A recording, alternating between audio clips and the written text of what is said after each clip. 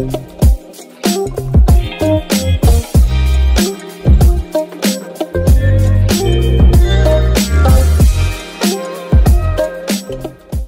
noite, gente. Hoje a gente vai falar sobre... Vai ser uma conversa mesmo sobre análise do filme O Sorriso de Mona Lisa, e o tema realmente do nosso videocast é Mona Lisa. Então, realmente, eu sou a Júlia. Eu sou a Thay. Renata. Celine. Então, a gente vai contar um pouquinho como é esse filme, assim, resumidamente, para entendermos, né, realmente o que a gente quer trazer e para conversar sobre. Então, este filme nós todas assistimos ontem. E é um filme que foi lançado em 2003, mas passa na década de 50. E tem como atriz principal a Julia Roberts. Ela faz a Catherine, que é uma recém-formada na história da arte. E ela vai lecionar numa escola super conservadora só para mulheres. E o que ela encontra lá? Muito conservadorismo, o pessoal vivendo dentro de uma bolha. E ela quer quebrar isso. Então ela começa a fazer aulas fora da sala de aula. Ela começa a apresentar artistas contemporâneos e modernos para as meninas. E ela começa a conseguir abrir um pouco a cabeça das meninas, que pensavam só em, ai meu Deus, eu tenho que casar, e daí eu não vou poder estudar. E no final dá tudo certo. Tá, então a gente vai trazer uma notícia pra gente, então, situar, né? Porque realmente esse vídeo, ele é educativo, então realmente o próprio filme realmente já traz questões muito machistas, né? E a questão da sociedade que ela impõe pra gente. E esse filme, ele é muito assim, pra te tirar dessa bolha, que nem a Celine comenta, pra realmente não só as pessoas que estão nisso enxergar, mas também a gente que já sabe como isso vem funcionando, realmente entender que há poucos anos atrás isso vinha de outra forma. E ainda acontece hoje em dia. Infelizmente. Então, a notícia que a gente traz é uma notícia que une esse tema. A gente quis falar sobre, na verdade, quando a gente fala Mona Lisa, a gente quer falar sobre a mulher na história da arte, né? A mulher enquanto professora de artes, a artista, né? Não só a musa, né? Como foi a Mona Lisa, e tanto tempo da história da arte ficou assim, né? A gente Sim. Só como um corpo sendo retratado por outro homem e tal, né? Então, a gente quer falar sobre esse assunto, porque a gente acha que é um tema super pertinente para a nossa época, né? E hoje os tempos mudaram e a gente pode falar sobre isso, inclusive na sala de aula, porque é muito importante Sim. Isso, né? Porque se a gente for olhar os livros de história da arte, a arte, no geral, deixa muito a desejar para a história da mulher na arte, né? A gente tem pouco... pouco artistas, né? Que realmente que são estudados, né? Então... A mulher vem mais no modernismo, né? Realmente na arte moderna, em 1900, né? Realmente, que isso começa... 1950 é o filme, né? Sim, mas, tipo, que eu digo de mulheres artistas, tipo, tu escuta mais, tu sabe mais de 1900 em diante. Isso que ela nem citou nenhuma mulher lá. Nenhuma mulher. Van Gogh, Picasso... É isso que eu achei interessante, assim, que o filme, o elenco dele todo é mulher, né? Uhum. A protagonismo é todo das mulheres. Tá, claro, tem os meninos que fazem esse apoio, mas assim, na escola é a diretora, a professora, as alunas, né? Mas mesmo assim, dentro do conteúdo artístico dela, não se traz mulher, né? Traz só artistas homens. Porque na verdade ela vai focar em estar desconstruindo aquele padrão que elas estão todas estudando, né? Na parte do ensino, de vir a apostila, e o que estava escrito na apostila era decorado, e elas pintavam, elas escreviam sobre arte, faziam tudo, analisavam a imagem de acordo com o que estava ali na apostila. Elas não pensavam por si próprias, assim. Então ela faz as meninas aprenderem a ler as imagens, e ela também vai desconstruir um pouco essa coisa do machismo, no sentido de que elas tinham que escolher: ou eu vou ser artista, ou eu vou casar. Ou eu vou ser advogada, coisa, né? Ou eu vou casar. Ela não poderia, casar e ter uma profissão. Não, ela tinha que escolher. Então, eu acho que esse é outro ponto, né, que eu acabei querendo falar agora, que acho que é bem importante que o filme traz para a gente estar pensando, né? E até com relação à leitura de imagem que você falou, qual aquele era um animal também que ela trazia, aquele que era todo Uma carcaça. uma carcaça. Que elas acharam horrível. Ela choca, né? Porque na hora que ela mostrou primeiro o bisão lá, da arte rupestre, tava todo mundo...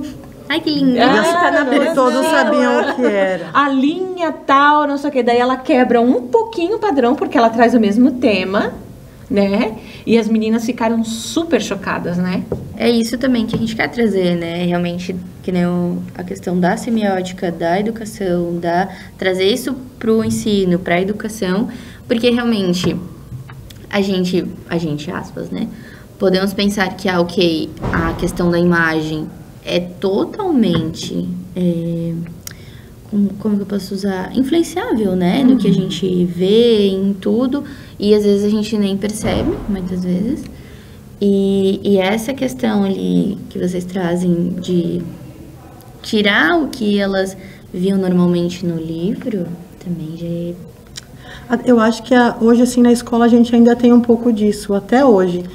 Tem muitas pedagogas ou de outras áreas, às vezes, que não são formadas em artes, que elas vão dizer que a gente tem que seguir a apostila, o que diz na apostila, e às vezes ela acha que a arte é simplesmente você seguir um padrão, pintar a grama verde, o céu azul, e você não consegue fazer a criança refletir sobre o que realmente é a arte ou para que aquilo serve, né?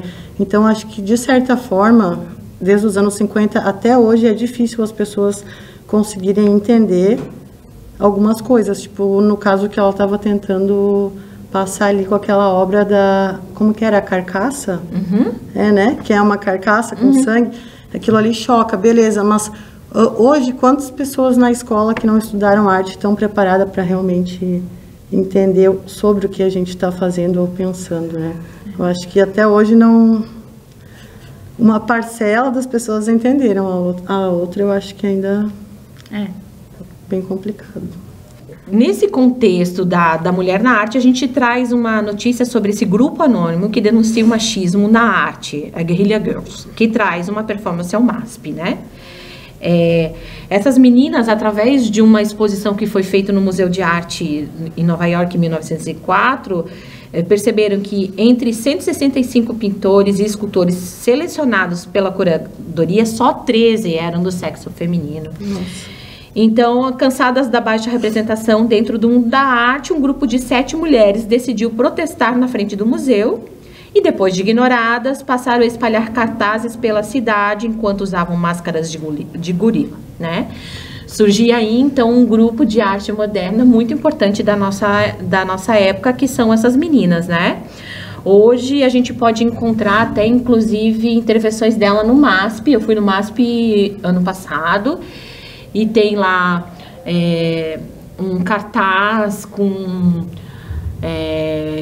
coisas sobre a dificuldade de ser artista mulher, né? Então elas colocam coisas a respeito, assim, é bem interessante o trabalho delas, né? A ideia é reconstruir a história do grupo desde a sua formação em 85, mostrando a presença em cidades como Nova York, Los Angeles, Istambul, Xangai. Elas estão rodando o mundo, né? Para fazer essa denúncia, para mostrar, né, a representação feminina dentro desse universo. Olha só, no MASP, 6% das obras do acervo são de mulheres, então elas fazem essa denúncia, até inclusive por causa dessa performance delas, o MASP colocou lá naquele... Quando tu foi lá, Celine, era aquele lá embaixo que tem aquela exposição que conta a história da arte, assim, o teu era assim já? Ele tinha uma exposição sobre as mulheres na arte, quando eu fui. Ah, então, foi por causa Inclusive, dessa... tinha uma exposição aqui de Blumenau, uma obra aqui de Blumenau. Que massa. Então, eles colocaram toda naquela cronologia do tempo da história da arte, eles colocaram mulheres por causa desse movimento delas, assim. Mas é triste que teve que acontecer isso para ter mais mulheres na arte. E também, assim, tipo... Eu fico pensando, né, como que a gente, professoras, mulheres, podemos também levar isso para a sala de aula, né? Porque realmente, que nem a gente comentou, beleza, no filme trazido só artistas homens, né? Eu não tinha percebido isso quando eu Eu também vi o não, filme. eu também não tinha percebido. E eu acho que assim, claro, pode parecer uma coisa pouca, né? Mas é dali que vem, que nem a Celine falou, tem que acontecer, tem que ser feito pra realmente ter uma visibilidade. De ter uma aula só sobre artistas mulheres, quando elas começaram a crescer na arte dessas... como que dá pra chamar elas de... Não é São as performances. né? Ativistas, não? Ativistas. Isso, essa é a palavra, ativistas, que de acordo com elas, claro, eu acredito que sim, deve ter mais gente fazendo isso, só que, claro, vem acontecendo assim e provavelmente vai ter outros movimentos que vão trazer. Eu não acho, assim, vai muitos anos, né? Isso. Porque, como eu falei, eu não lembro de artistas mulheres antes de 1900.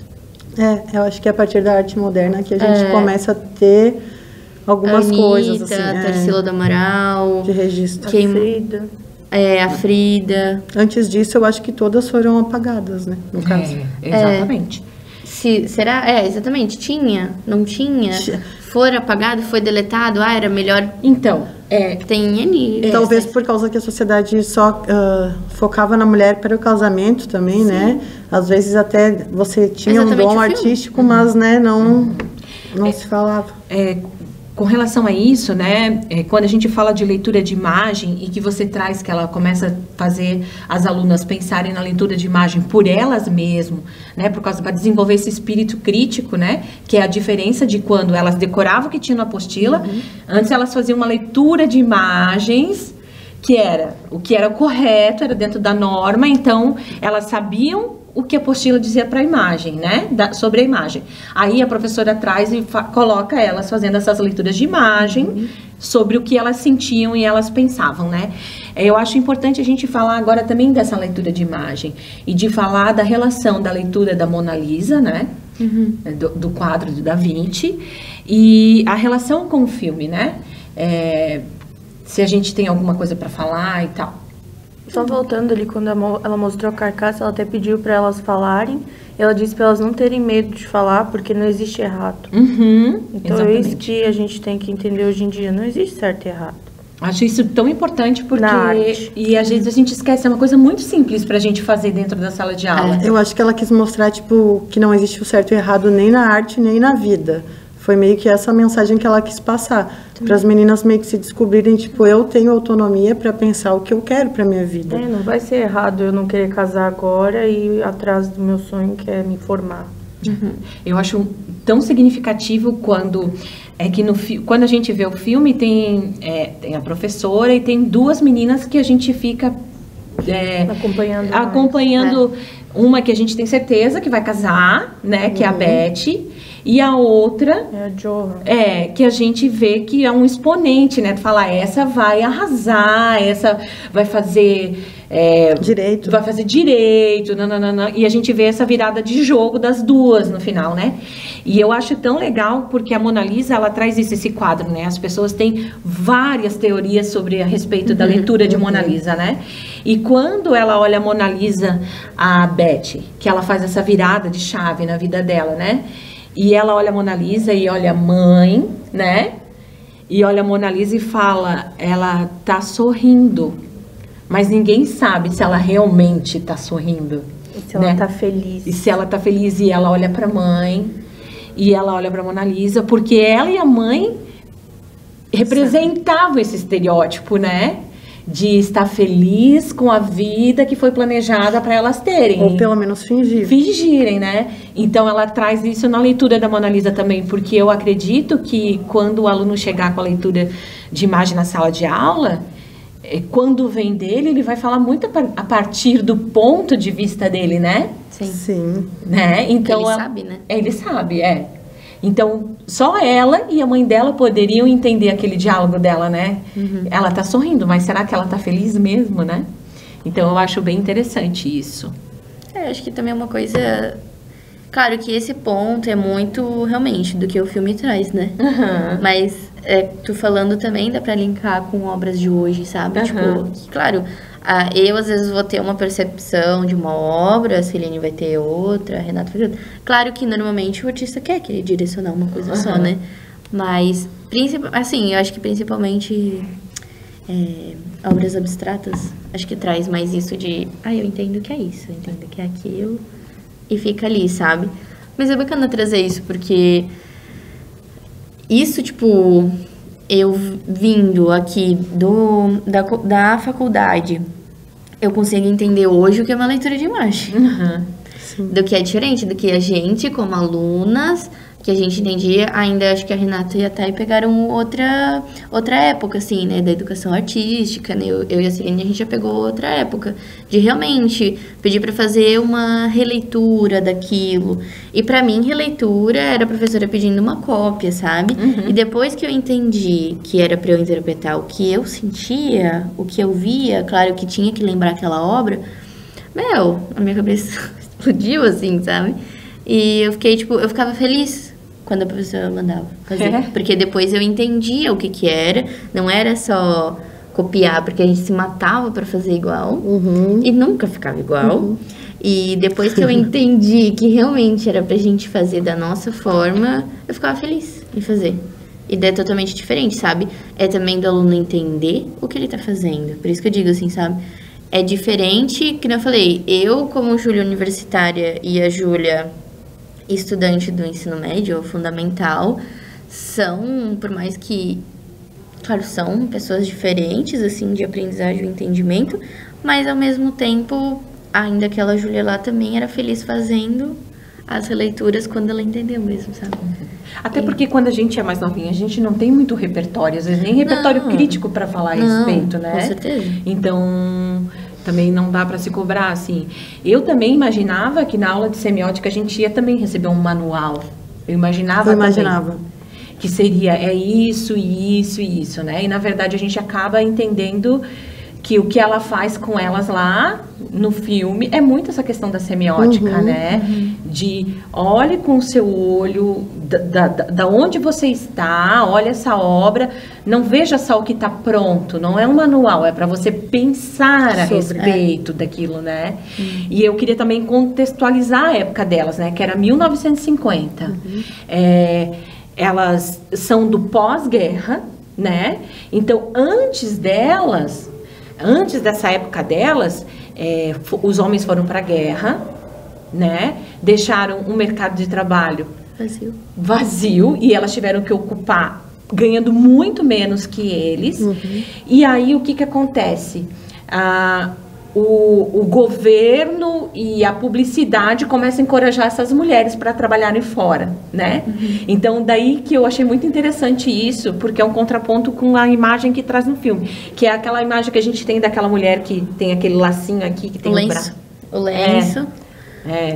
You can do it, né? É isso, né? Acho que é. Que tem isso, e mulheres assim... poderosas, né, girl power e tal, né? Isso veio depois, né? Mas assim, sim, mais ou menos essa estética, sim, assim, né? E aí, para elas ocuparem o mercado de trabalho, porque os Estados Unidos estavam indo a falência, porque não tinha ninguém para trabalhar. Trabalharam quase igual escravas. Daí acabou a guerra e aí eles voltaram para o mercado de trabalho. Daí, para essas mulheres deixarem, que é a época que elas vivem no filme, eles começam a fazer um outro tipo de propaganda, que é a propaganda da mulher que tem que cuidar da casa, né? Você pode ler. E a Beth, que é essa menina que faz essa virada no final, que ela faz uma coisa muito louca para a época dela, que é se divorciar, né?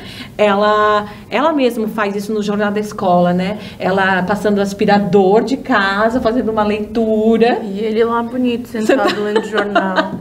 Né? Então, para você ver como também esses recursos, né, de imagem para influenciar uma época, ou para ir para o mercado de trabalho, ou volte para dentro de casa, que são os homens que têm que ocupar o mercado de trabalho novamente, né? Então, o poder que a imagem tem para mexer com a sociedade, né? Mas acho até que a professora, chegando lá, na chegada, todas duvidaram dela, né? Porque aquela metodologia de você ler com os seus próprios olhos a imagem, o que ela estava fazendo. E no final do filme, quando ela vai embora, elas correm atrás dela, né? Desesperadas, tipo, porque no final eu acho que ela fez elas visualizarem que elas poderiam ser o que elas queriam ser. E isso, tipo, para os anos 50 foi uma coisa muito, né? Tanto que elas correm atrás dela no final. Tipo... a gente olha, tipo, às vezes olha assim, ai meu Deus, mas que filme Aguinha com Açúcar, né? Mas e tal, né? É bonito e que é uma ruptura pra época. A gente não consegue ver a ruptura, porque pra gente, a gente tá mais avançado do que isso nesse discurso, né? E falando em bonitinho, a gente tem que falar do casal mais bonitinho do filme, que é a Connie. E aquele menino de óculos lá. Eu esqueci o nome. Ai, meu Deus, vocês acharam? Ai, muito fofo, né? Que ela é uma menina também fora do padrão, né? Que ela era uma menina gorda, perto das outras meninas, né? Que eu já não acho ela gorda. Ela tinha os ombros mais largos. Isso, né? E eles arrasaram enquanto casal, não foi, Celine? Porque eles viveram tudo que um casal vive, assim, né?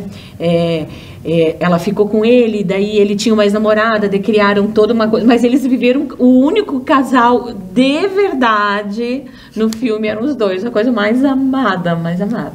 Muito fofo. Porque, tipo, ali no filme eles querem retratar o casamento não feliz, né? É bem isso. E, tipo, mostrar que as mulheres não estavam felizes. E, cara, sinceramente, eu ainda vejo isso, assim, sabe? Mas isso é uma opinião minha. Mas o que eu achei muito, voltando um pouquinho, o que eu achei muito, assim, que eu nunca tinha reparado, e que eu fui ver, né, sobre o artigo ali, né, que a gente leu, sobre a imagem da menina, da mulher, né, no caso, ela está assim, ok, pra mostrar que ela é forte e que ela tá com um macacão, pra mostrar que ela pode ter esse lugar. Operária, fazer, né, um monte de obra barata. Porém, ela está com o lenço e de maquiagem pra mostrar que ela ainda é sensível como uma mulher. E daí quando eu falei, caraca, é tudo, né? É isso. Eles querem as duas coisas. Eles querem uma super pessoa. Talvez esse pensamento de talvez agora vamos precisar delas, mas depois a gente vai querer fazer isso que tu falou, e daí a gente não quer tirar todo esse, né? Tipo, na verdade, eles queriam tudo em uma pessoa só. E sobrecarrega qualquer pessoa. E daí, claro, né? Agora, parando pra pensar, muita coisa faz sentido, né? Desde ali, a mão de obra barata da mulher, a mulher não ser valorizada.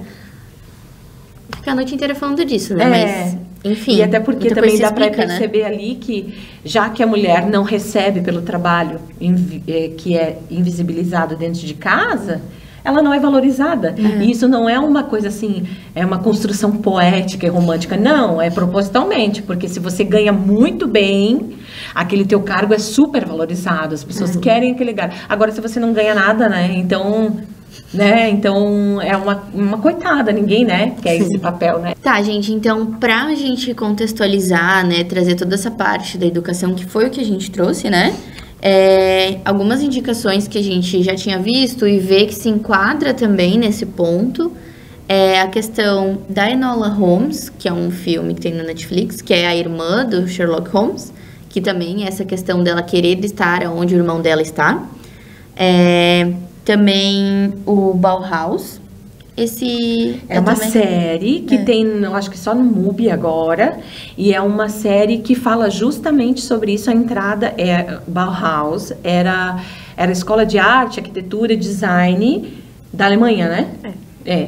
E fala bem a entrada das mulheres nessa universidade, e que elas eram destinadas apenas para os setores da peçaria. Então, elas não podiam fazer escultura inicialmente, pintura, ou se faziam, eram muito subjugadas, assim. Então, fala sobre todo esse movimento, assim.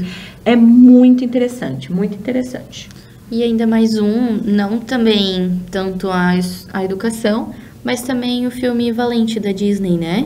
Onde ela... Não que ela quer ser diferente, ela é diferente, né? Ela é uma mulher, ela pode ser o que ela quiser, mas naquele período ela também não se encaixava nos padrões que os pais dela queriam que ela fosse. Então ela também diverge ali. E são por conta dessas mulheres que a gente tá aqui hoje. Então, gente, muito obrigada por assistirem. Foi uma conversa muito gostosa de fazer também.